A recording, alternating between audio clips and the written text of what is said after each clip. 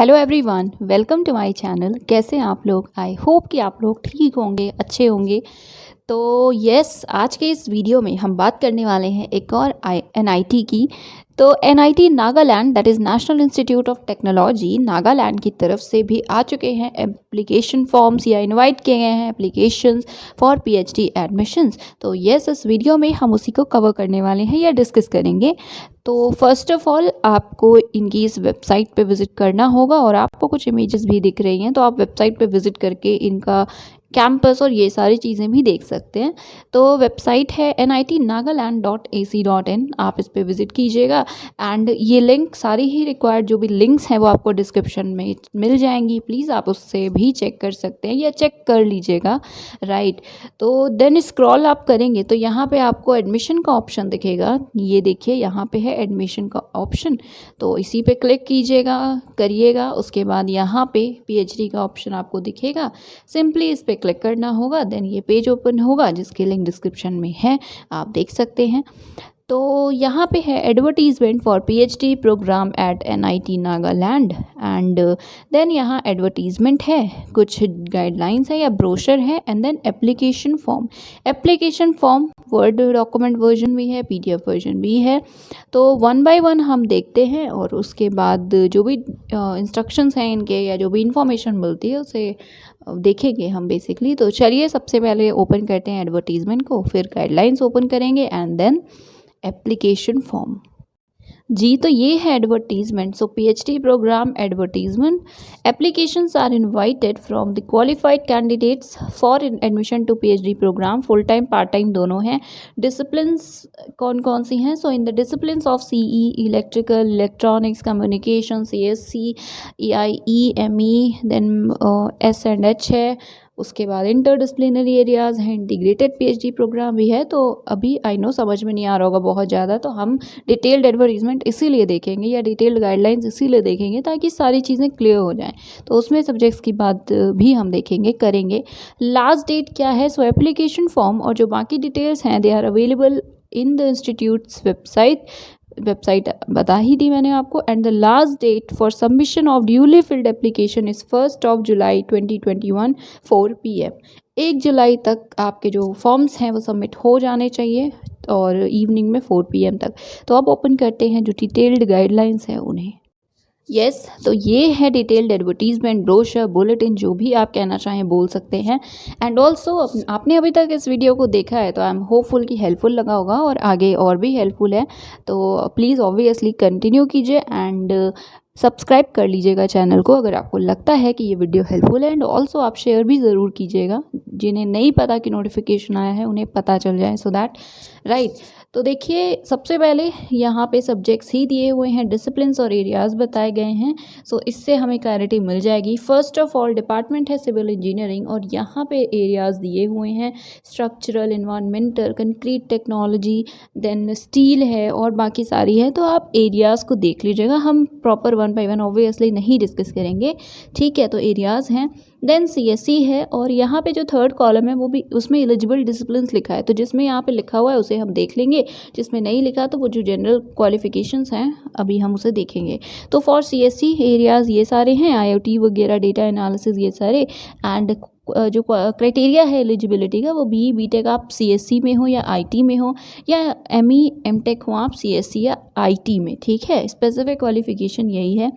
Then electrical and electronics engineering, जिसको आपने देखा ई लिखा हुआ था, EEE, इसके एरियाज़ यहाँ पे गिवन हैं। सो आप देख लीजिएगा, यहाँ बहुत सारे एरियाज़ अवेलेबल हैं।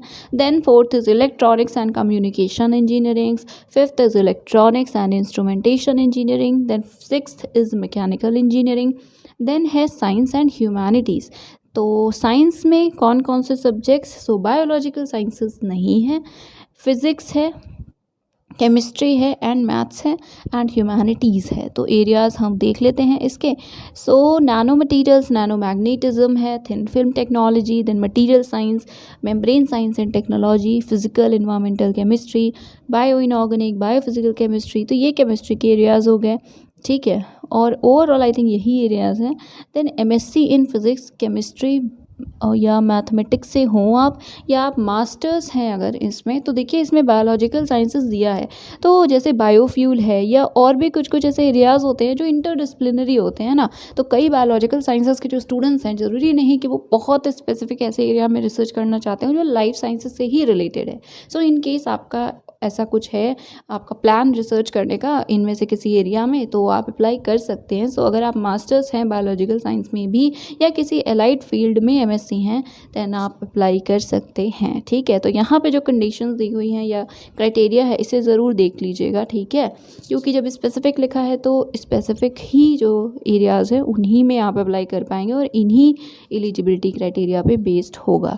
Right, then interdisciplinary research. So क्या क्या एरियाज़ हैं उस देखते हैं हम। Then first is communication in phasor measurement unit, और कौन कौन से डिसिप्लिन्स के कैंडिडेट्स हैं जो इसमें एलिजिबल हैं।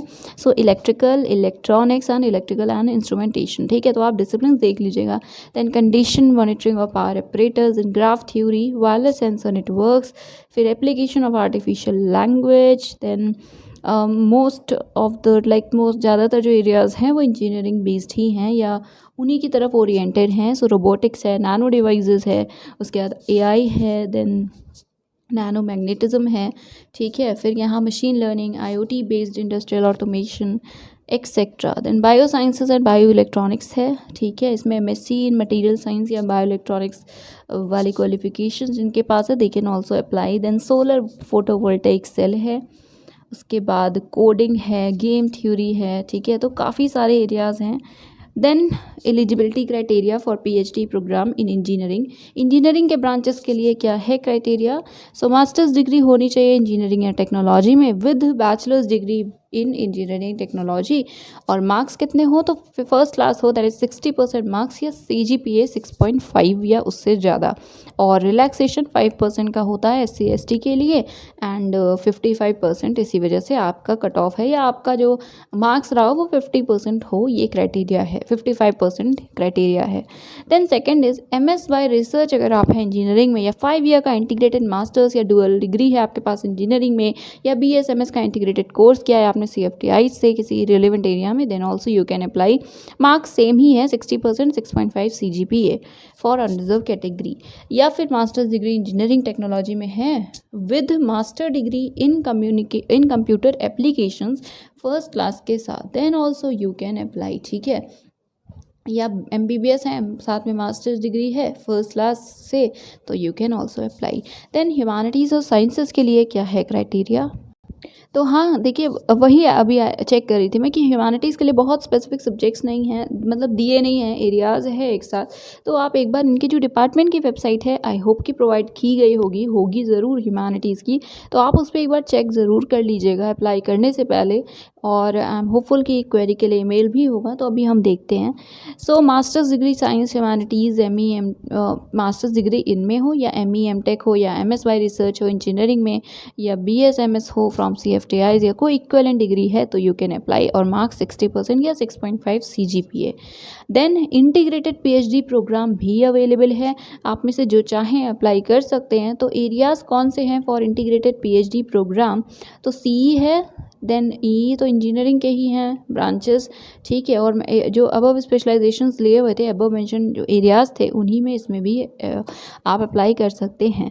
देन एलिजिबिलिटी क्राइटेरिया क्या है। सो बैचलर्स डिग्री है अगर आपके पास इंजीनियरिंग टेक्नोलॉजी में, इनमें से किसी भी डिसिप्लिन में, तो ऑब्वियसली जिनमें वैकेंसी है उन्हीं में अगर आपके पास डिग्री है, क्वालिफाइंग डिग्री, तभी यू कैन अप्लाई। तो इन्हीं में से किसी में डिग्री है, देन अप्लाई कीजिएगा।